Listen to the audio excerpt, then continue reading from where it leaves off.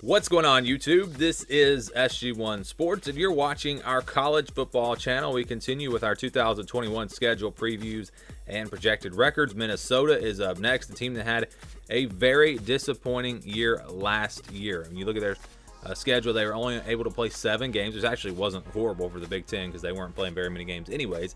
But they played 7 games, and they avoided Northwestern, the team that won the West. So it could have been worse. They were 3-4, but if you play the Northwestern and lose that game, could have been 3-5.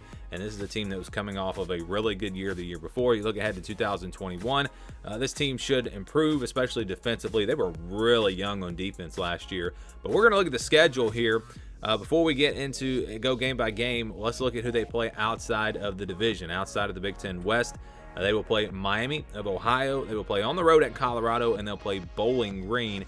So not a real tough non-conference schedule. And that's something about Minnesota. If you look at their schedules the last several years, they've really not challenged themselves in the non-conference. Really haven't played any really tough games, or at least for the most part, they have not played real tough non-conference schedules. I think it actually hurt them, I guess it was a couple of years ago, in the playoff rankings because they just had not played anyone.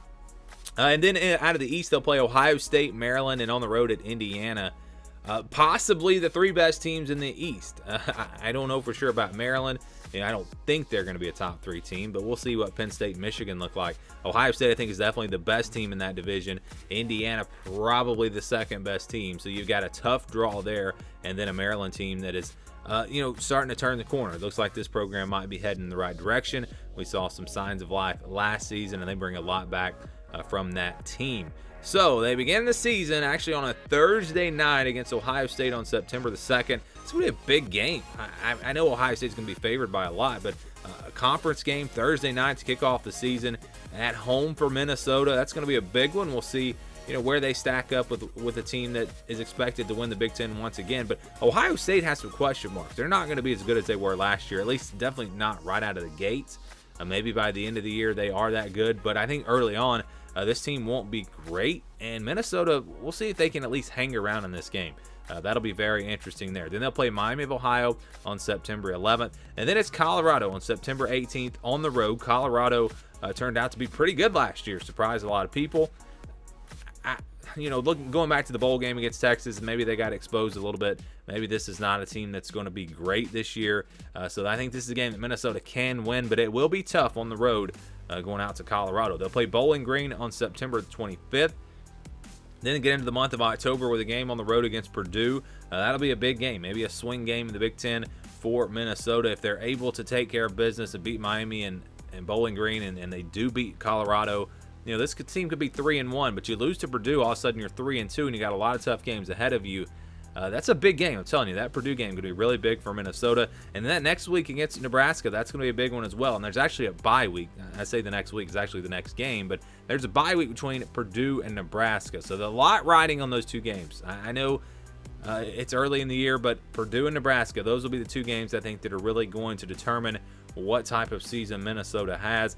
And then they'll follow that up with Maryland on October 23rd, another winnable game, another tough game. Northwestern after that on October the 30th on the road. Northwestern, I know, won the Big Ten West last year, but they lose a ton of production. So I'm not expecting Northwestern to be a top 2 team in this division this year. And then they'll have Illinois on November the 6th, a game that Minnesota should be able to win. That's a game you got to get.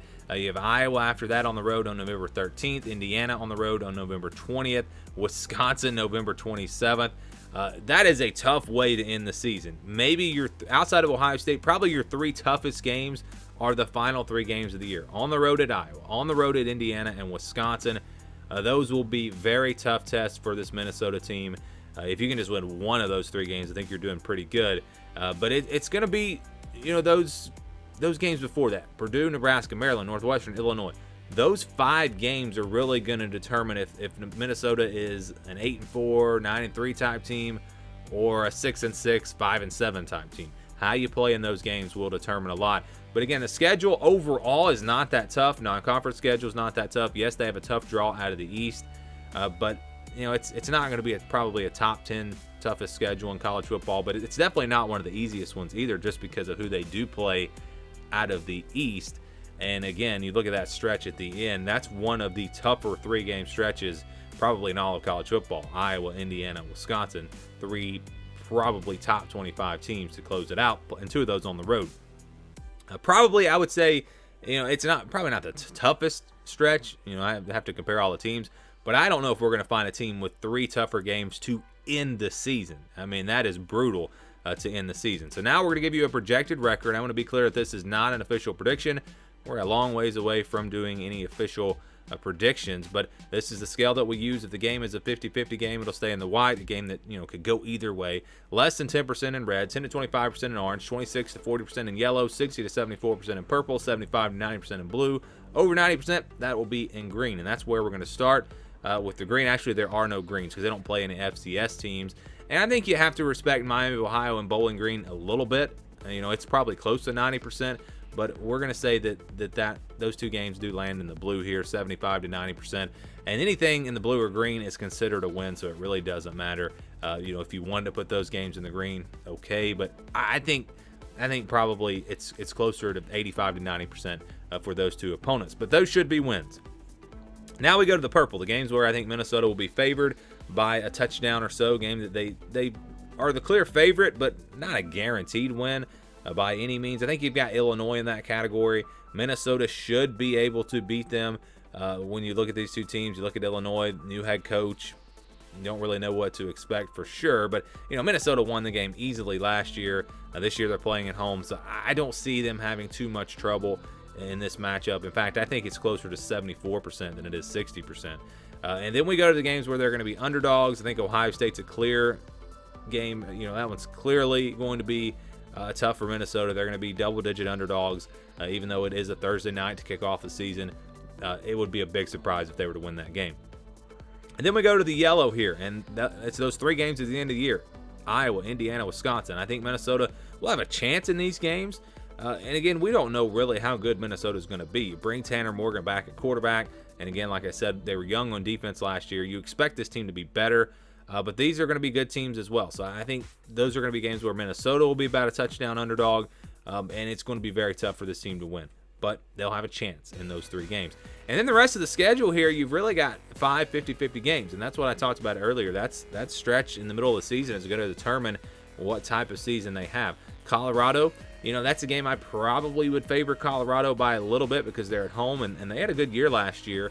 Purdue is really a toss-up. Nebraska is a toss-up. Maryland is a toss-up. Northwestern, you would favor Northwestern a little bit because it's on the road, but I don't expect Northwestern to be as good as they were last year. And you can kind of see the tiers here in the Big Ten West. Now you've got Wisconsin and Iowa. That's the top tier, and you've got Illinois kind of at the bottom. The rest of the teams in the Big Ten West are really grouped together. We're talking about Minnesota, Purdue, Nebraska, Northwestern. Those teams really, I don't see much separation, and that's why you've got the 50-50 games here. So the projection for Minnesota, if you average all this out, we count the Blues as wins, we count Ohio State as a loss, we average the other ones out using 40% for yellow, 50% for white, 60% for purple, just the formula that I kind of came up with to give you a rough estimate of what you could probably expect for each team. And for Minnesota, again, not a prediction, but simply a projection based off the schedule. The projection is 6-6. So Minnesota making it to a bowl game, but not much better than that. And I think it's more likely this team goes 7-5 than it is that they go 6-6. But 5-7 is possible. I mean, you look at the schedule again. You lose to Ohio State, Iowa, Indiana, Wisconsin, and then you lose 3 of these 5 games in the white, which is possible. Colorado, Northwestern on the road, and then maybe you lose to Nebraska or Maryland. It could happen, and it could be a really rough year. But again, I think it's more likely they go 7-5 than 6-6. But the projection for Minnesota is 6-6 in 2021. Do you agree? Do you disagree? Do you think they'll be better or worse? Give me your thoughts down in the comments below.